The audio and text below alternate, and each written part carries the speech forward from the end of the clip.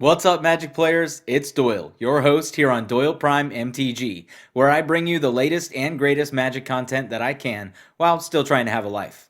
Today I've got another quirky build for you that I like to call Can't Touch This. Forests, islands, mountains, plains, and swamps. The multiverse is all that is, or ever was, or ever will be. There is a tingling in the spine, a faint sensation, as if a distant memory, of walking from plane to plane. Our lives have been forever changed, as if by magic. Embark with me on this journey to eternity. Experience the true power of mind over matter, as we ignite your spark and traverse into the magic multiverse.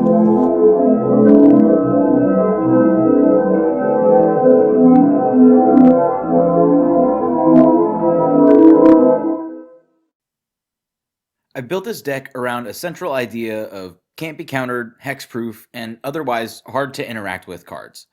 Big creatures is the endgame, with Kynaios and Tiro in command. Kynaios and Tiro cost white, blue, red, green for a 2/8 human soldier with, at the beginning of your end step, draw a card. Then each player may put a land onto the battlefield. Each opponent who doesn't draws a card. This deck is all about value, uninteractivity, and turning creatures sideways. Let's check out that ramp package. First up is our box of rocks, with Mana Crypt, Soul Ring, Arcane Signet, and Felwar Stone. Next up, we have some color-fixing sorcery ramp, with Rampant Growth, Into the North, 3 Visits, Nature's Lore, and Farseek. These are great for fetching specific typed lands. We will also include Cultivate and Kodama's Reach for good measure. We will even be able to use some enchantment ramp with Wild Growth and Utopia Sprawl. These are mostly in here to play up a 1-3-5 ramp curve.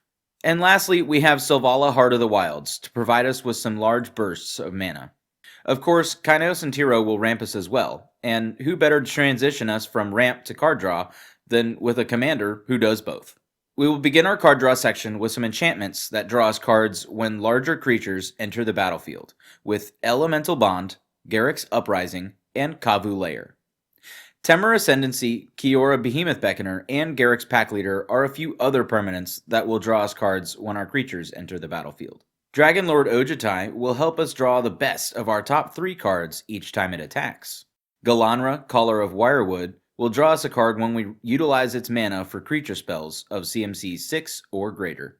And Toski, Bearer of Secrets, will draw us a card whenever one of our creatures deals combat damage to another player. Now, as for our control section. Much of our creatures protect themselves, so let's focus first on those spells that protect our entire board.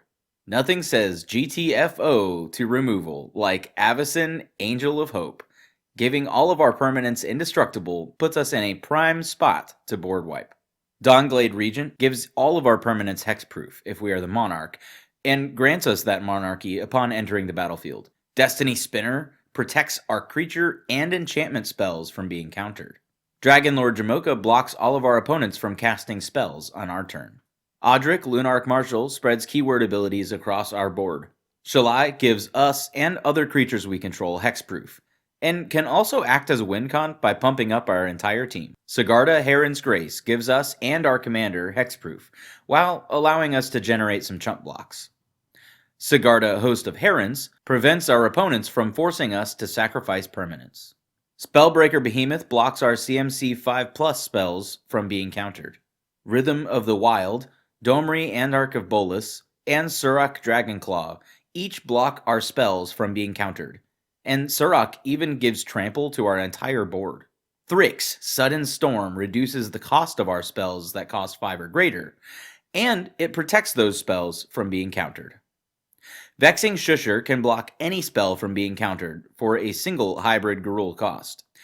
And Vigor prevents all damage that would be dealt to our creatures, and instead gives them that many +1/+1 counters. Next up, since we will be blocking our opponent's interaction, I have included a heavy amount of our own interaction to turn the tables that much quicker. We have 3 counterspells in this deck, with Counterflux, Dovin's Veto, and Trickbind. Force of Vigor and Crowsand Grip will each help us spot remove artifacts and or enchantments. Confounding Conundrum blocks our opponents from land ramping and cantrips upon entering the battlefield. Next up, we have some sweeping oppression through archetype, with Archetype of Aggression, Archetype of Courage, Archetype of Endurance, and Archetype of Imagination. Each of these removes a keyword from our opponent's battlefields, while granting that keyword to our entire battlefield. Elvish Piper helps us put creatures into play at instant speed without being cast, while Monvali Beast Tracker can tutor up many of our important creatures. Before we get into our final category, I want to highlight the creatures that inspired this deck: Shifting Ceratops and Carnage Tyrant. I've always loved big, untouchable creatures, and I greatly enjoy turning them sideways. Finally, most of our closers are part of our control category as well, because, well, most are board wipes.